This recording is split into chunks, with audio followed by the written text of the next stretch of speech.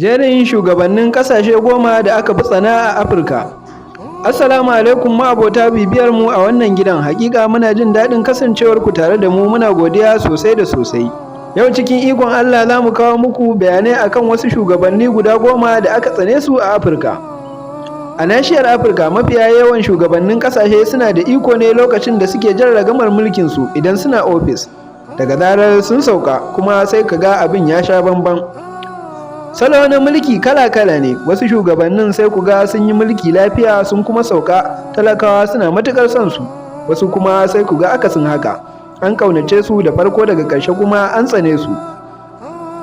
Wasu tsanar tana zuwa ne bayan 'yan ƙasa sun zaɓe su, amma kuma sai suka kasa cika musu alkawarin da suka ɗaukar musu, wannan yana sawa 'yan ƙasa su ji sun tsani shugaba.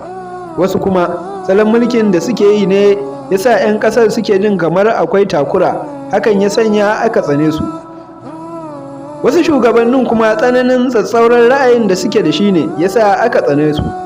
To yau dai zan kawo muku jerin sunan shugabannin da aka fi tsana a mulkin su da suka yi, amma wasu daga cikin su sun yi aiki sosai a ƙasar su da suka shugabanta, wataƙila suna da wani tsatsauran ra'ayin ne da ya kawo tsanar. Don haka kai tsaye mu je ga sunan waɗannan shugabannin. Amma kafin nan muna so idan wannan shine farkon zuwan ku wannan gidan, ku duba sama za ku ga inda aka rubuta follow, sai ku yi following ɗinmu. Wannan zai ba da dama daga zarar mun ɗora abu kuna gani a koda wannan lokacin. Robert Mugabe shine shugaban ƙasar Zimbabwe.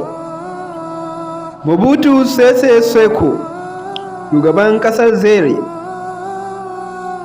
Sai kuma Sekou Toure shugaban ƙasar Gini.